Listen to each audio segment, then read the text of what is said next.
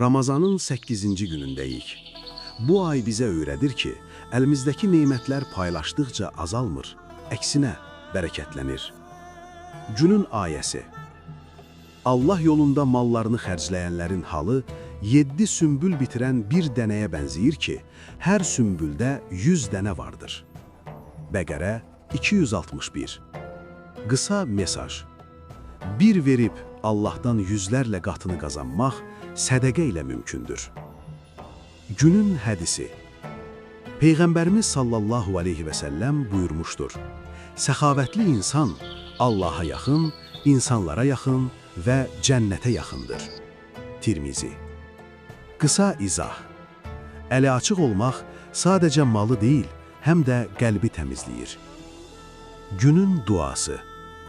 Allahım, bizə verdiyin nemətləri sənin yolunda paylaşmağı nəsib eylə. Qəlbimizi simiclikdən qoru və bizi səxavətli bəndələrinin zümrəsinə daxil et. Amin. Bugün kiçik də olsa bir sədəqə verib, bir könül almağa nə deyirsən?